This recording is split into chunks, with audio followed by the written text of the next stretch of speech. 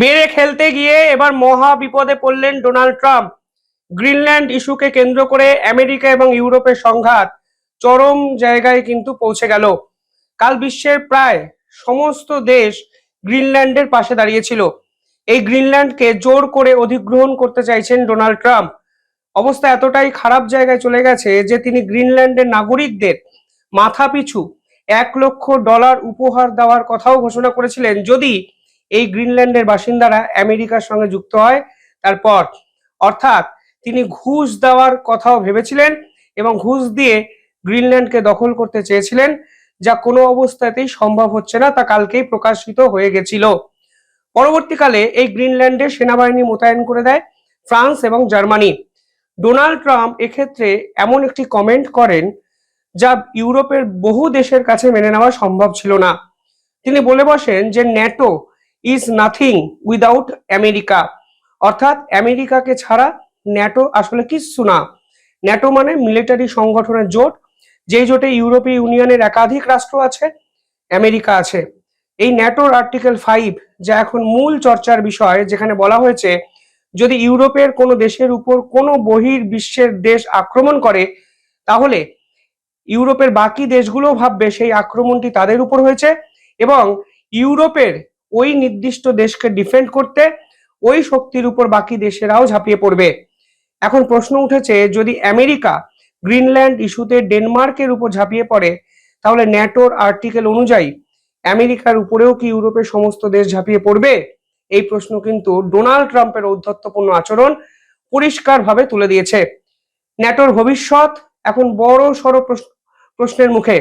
আর এই অবস্থায় দাঁড়িয়ে কালকে ফ্রান্স তাদের পার্লামেন্টে রেজলিউশন আনলো ন্যাটো থেকে বেরিয়ে যাওয়ার জন্য।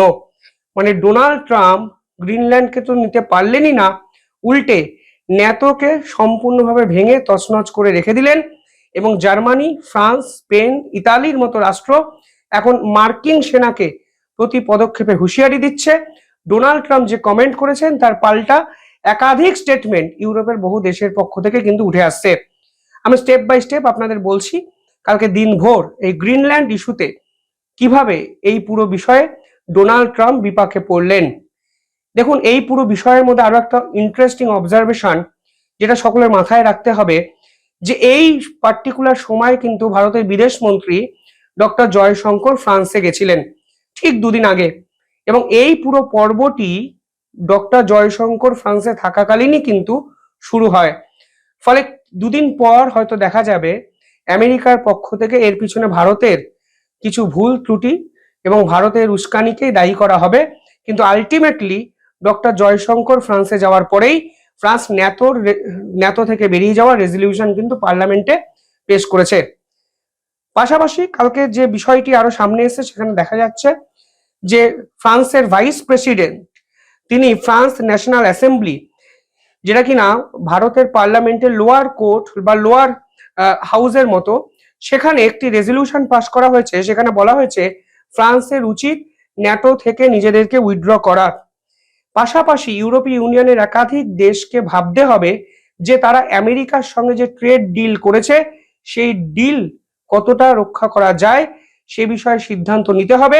প্রয়োজনে সেই ডিলকে বাতিল করতে হবে, সেই পুরো ডিলকে ফ্রিজ করতে হবে, সাসপেন্ড করতে হবে, এবং যেভাবে ইউরোপকে নিয়ে তিনি অপমানজনক কথা বলেছেন তার বিপক্ষে আমেরিকার কোম্পানির উপর স্যাংশন লাগানোর কথাও ভাবা হবে। তাই ইউরোপীয় ইউনিয়নের একাধিক দেশ কালকে প্রকাশ্যে বিবৃতি দিয়ে দিয়েছে। ফলে আপনি গ্রিনল্যান্ড নিতে গিয়ে আপনার সহযোগী বন্ধু রাষ্ট্রগুলোর সমর্থন হারালেন, তা কিন্তু পরিষ্কার। দেখুন, ডোনাল্ড ট্রাম্প এর আগেই কিন্তু সমর্থনটি হারিয়েছিল যখন তিনি ইউক্রেন ইস্যুতে সরাসরি জেলেনস্কিকে বাধ্য করছেন তার প্রস্তাবিত পিস ডিল সাইন করার জন্য। তিনি পুতিনের সঙ্গে লড়াই করে পারেননি, অথচ তিনি সিজফায়ার করাতে চান ইউক্রেনকে চাপে রেখে। কালকে ফ্রান্সের পক্ষ থেকে পরিষ্কার বলা হয়েছে যে এই মুহূর্তে ন্যাটোর যে ইন্টিগ্রেটেড মিলিটারি কমান্ড আছে সেখান থেকে এক্সিট করা হোক ফ্রান্সের জন্য অত্যন্ত ভালো হবে, কারণ এই military block only dominated by the US and serving their interest.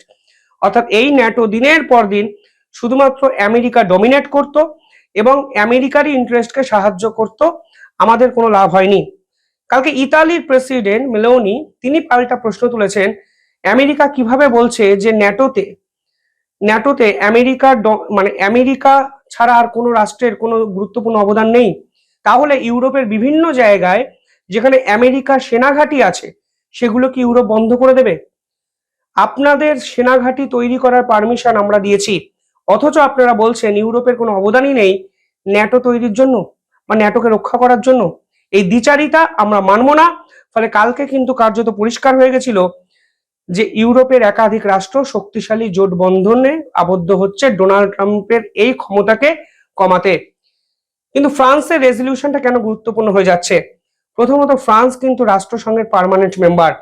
আন্তর্জাতিক স্তরে তার ভ্যালু অন্য অনেক দেশের থেকে কিন্তু বেশি, এবং ন্যাটোর যত রাষ্ট্রের মিলিটারি আছে তাদের মধ্যে সেকেন্ড টাফেস্ট এবং স্ট্রংগেস্ট মিলিটারি কিন্তু ফ্রান্সের, ইউকের পর।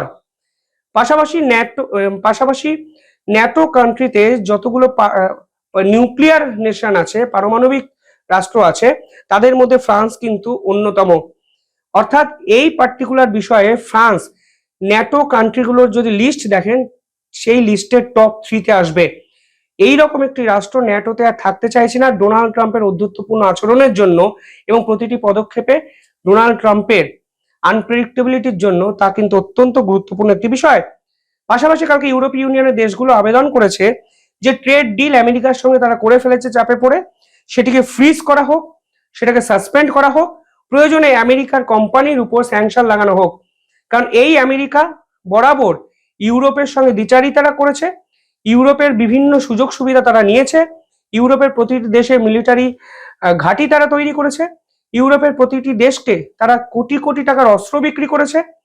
তারা এরপরেও বলছে এই ন্যাটোতে ইউরোপের কোনো দেশের কোনো ভূমিকা নেই, যা করেছে সব আমেরিকা নাকি করেছে। ফলে ফ্রান্স নিজেদের যে আত্মহংকার সেটাকে বজায় রাখতে অত্যন্ত গুরুত্বপূর্ণ একটি পদক্ষেপ নিল। শুধু ফ্রান্স নয়, কালকে ইউকে, জার্মানি, ইতালি, স্পেন সকলেই কিন্তু গ্রিনল্যান্ডে তাদের সেনাবাহিনী পাঠাতে প্রস্তুত। ফরেন মিনিস্টার অর্থাৎ ইউরোপীয় ইউনিয়নের ফরেন মিনিস্টার চিফ কাজা কালাস তিনি কালকে পরিষ্কার বলেছেন, যদি ইউএস এই ধরনের থ্রেট ক্রিয়েট করার চেষ্টা করে তাহলে কিন্তু ইউরোপ এর পাল্টা রেসপন্ড করবে। পাশাপাশি কালকে ইইউ কাউন্সিল হেড তিনি পরিষ্কার বলেছেন, ইন্টারন্যাশনাল ল যদি ভায়োলেট আমেরিকা করে তাহলে আমরা কিন্তু গ্রাউন্ডে এর জবাব দেব। কোনো অবস্থাতেই গ্রিনল্যান্ডকে আমেরিকার হাতে তুলে দেওয়া হবে না। গ্রিনল্যান্ড ডেনমার্কের অংশ ছিল এবং আমরা সেটাই মনে করি। অতি লোভে তাঁতি নষ্ট, বাঙালির প্রাচীন প্রবাদ। এখন এই গ্রিনল্যান্ডে ডোনাল্ড ট্রাম্প বুঝেছেন 24টি ক্রিটিক্যাল মিনারেলস পাওয়া যায়। ফলে রাশিয়া এবং চায়না থ্রেটকে মোকাবিলা করার নাম করে যদি একবার গ্রিনল্যান্ড আমেরিকা দখল করতে পারে তাহলে পয়সাই পয়সা। যে ন্যাশনাল রিসোর্সের উত্তোলন দিনের পর দিন ডেনমার্ক পরিবেশগত কারণে ব্যান করে রেখেছিল, ডোনাল্ড ট্রাম্পের হাতে গেলে তিনি কিন্তু সেই উত্তোলন করবেন এবং পরিবেশে দফা রফা করে তিনি আন্তর্জাতিক স্তরে সকলের সামনে নির্লজ্জের মতো পয়সা রোজগার করবেন। তা কিন্তু পরিষ্কার হয়ে গেছে গোটা বিশ্বের সামনে, অন্তত ডোনাল্ড ট্রাম্পের এই আচরণ দেখার পর ভেনেজুয়েলাকে নিয়ে। ফলে সব মিলিয়ে ন্যাটো ভাঙা কার্যত সময়ের অপেক্ষা। ডক্টর জয়শঙ্করের ফ্রান্স সফরের পর, ইমানুয়েল ম্যাক্রন এবং ভারতের বৈঠকের পর ন্যাটো থেকে বেরিয়ে যাওয়া রেজলিউশন কালকে ফ্রান্সের পার্লামেন্টে কিন্তু পেশ করা হলো। চাপ বাড়ছে ডোনাল্ড ট্রাম্পের।